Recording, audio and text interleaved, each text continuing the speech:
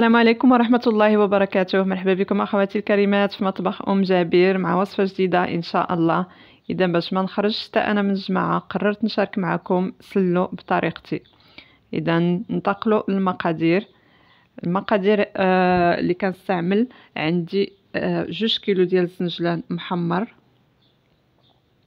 عندي 2 كيلو ديال اللوز محمر حمرته بالقشرة ديالو ما قشرتوش، عندي كيلو ديال السكر كلاصي، عندي زلافه ديال الزنجلان نقصتها من داك 2 كيلو، هزيت منه زلافه ديال الزنجلان وخليته صحيح. عندي زلافه ديال اللوز نقصته حتى هو من داك اللوز وقليته. عندي 4 المعالق كبار النافع و4 المعالق كبار قرفه. عندي تقريبا نصف ملعقه صغيره ملح. عندي 4 كيلو ديال الدقيق. وهنا عندي الزبده باش غنجمع السلو ديالي. ما نقدرش نقول لكم العبار حيت كل واحد والقوام اللي كيبغي. اذا انا غنخلط ونشوف حتى نوصل للقوام اللي كيعجبني. اذا تبعوا معايا اخواتي الطريقه. اذا خديت السلافه عفوا القصريه ديالي، غنخلط فيها اولا الزنجلان مع اللوز. غنحاول نحلو حيت تكور شويه حيت طحنته بالبارح. استسمح ما شاركتش معكم الطريقه ديال فاش حمرته، ما صورتش. اذا كتبقى طريقه عاديه. كاين اللي كيحمر في الفران، كاين اللي كيحمر في الكوكوت او مقله. اذا نحاول نحل الكويرات ونخلطهم باش يتخلطوا مع بعض. اذا هاد المقادير اللي كنعتمد عليها انا هي مقادير ديال زمان اصليه، ما كنزيدش ما كنقصش، حيت ولاو بزاف الاخوات كيجتهدوا فيه وكيتفننوا فيه، مع انه كاينين بعض المقادير نقدر نقولوا مبالغ فيها، كتكون مبالغ فيها ما خصهاش تكون، ولكن كل واحد حر في طريقته والمذاق ديالو. اذا بدلت الاناء لان ديك القصريه جاتني صغيره، بدلت الاناء باش نخدم على خاطري. خديت اناء كبير وغنستمر حتى نحل الكويرات تقريبا يتحلوا ويتخلط الزنجلان مع اللوز. اذا كيف ما كتشوفوا اللون ديالو زوين. حمرته تقريبا ما خصوش يتحرق وما خصوش يبقى باقي خضر. كيجي اللون ديالو زوين وحتى المذاق كيجي بنين. نضيف المقادير الاخرى. نضيف القرفه، درت 4 المعالق كبار، 4 معالق كبار النافع. اذا انا ما كنستعملش الكوزه. عندي هنا نصف ملعقه صغيره ملح. كيف العاده غنخلط كل شيء. من الاحسن نخلط قبل ما نضيف الدقيق، حيت الا ضفنا الدقيق غادي يزيد يتكور لينا اللوز. دابا غنضيف السكر كلاصي كيلو، غنديرو كامل نغربلو. اذا كيلو غيجي تقريبا هو هذاك، حيت ما تنساوش انا استعملت هنا 4 كيلو ديال الدقيق مع 2 كيلو اللوز و2 كيلو الزنجلان. يعني الا جمعنا الزنجلان مع اللوز كيكونوا مقادين مع الدقيق. هذا هو العبار اللي كيجي متوازن. غنخلط كلشي مع السكر. السكر دائما كيبقى على حسب الذوق، كاين اللي كيبغيه حلو، كاين اللي كيبغيه ناقص.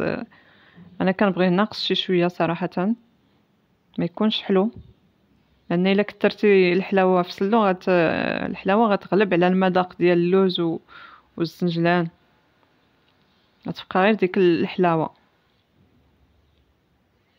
غنحاول نخلط كلشي مع ونحل الكويرات. كاين اللي كيديروا في البيطخام باش وكيستعمل فيتاس صغير باش كيتخلط مزيان وكيتحلوا الكويرات. اللي عندها البيطخام العجانه ديروا فيها ودير فيتاس صغير بطيء وباش تخلطوا شي شويه حيت كيشد اليد. غنضيف الدقيق.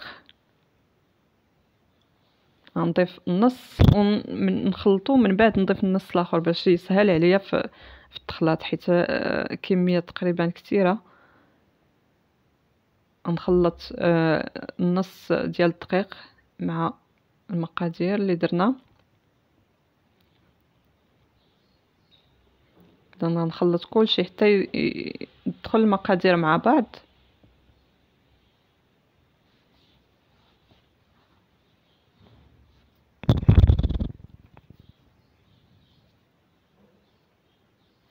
غنضيف الزنجلان اللي خليته هكاك صحيح محمر، وخليته صحيح تقريبا زلافه، خديتها من 2 كيلو ديال الزنجلان، باش كتبقى ما يكونش مطحون بزاف. المقادير ما تكونش اصلا انا ما طحنتش المقادير بزاف، لا الزنجلان لا اللوز، خليتهم شي شويه بحال طحنت النص، طحنته مزيان، والنص خليته مهرمش شويه مع اضافه زنجلان صحيح ما مطحون ما والو.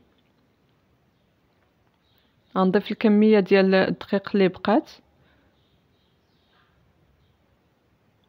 ونخلط كلشي حتى تجانس المقادير، تنحس بها تخلطات مزيان.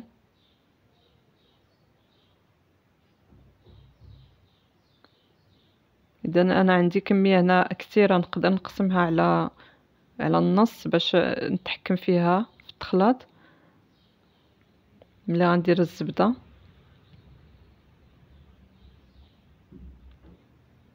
نخلطو كلشي مزيان تنحسو بهم صافي تجانسو مع بعض.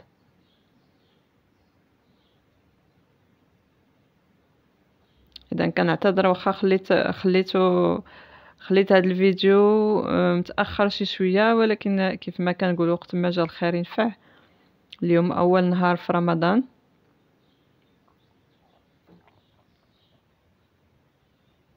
تقريبا المقادير تخلطات مزيان.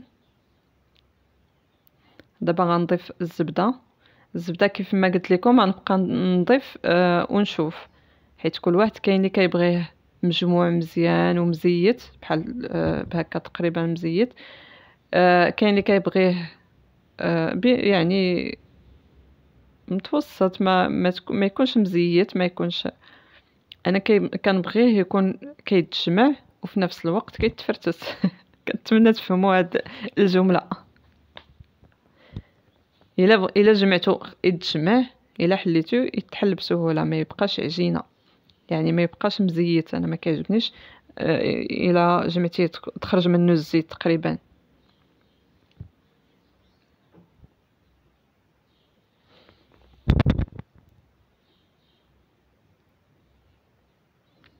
نحاول نخلط كل شيء.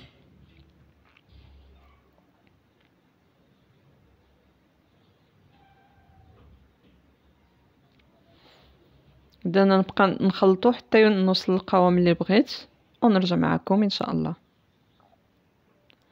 اذا هنا وصلت للقوام اللي بغيت، ضفت الزبده كامله وزدت عليها مازال على ديك الزبده اللي شفتو، زدت عليها مازال حتى ولا بهذا القوام.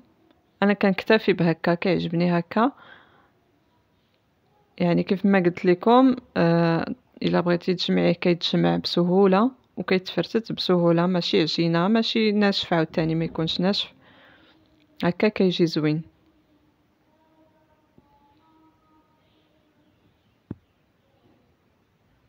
اذا نديرو في طبق التقديم ان شاء الله. هذا هو السلو ديالي، اصبح جاهز. قدمته بهذه الطريقه، كنتمنى يعجبكم وتجربوه ان شاء الله. الا كنتو تكونوا دارتوا السلو ديالكم مره اخرى ان شاء الله تجربوه بهذه الطريقه، كيجي زوين بزاف، المذاق زوين، وحتى ما مطحونش مزيان وما مهرمش عاوتاني اكثر من القياس. انا كيعجبني هكا، اكيد غيعجبكم بهذه الطريقه.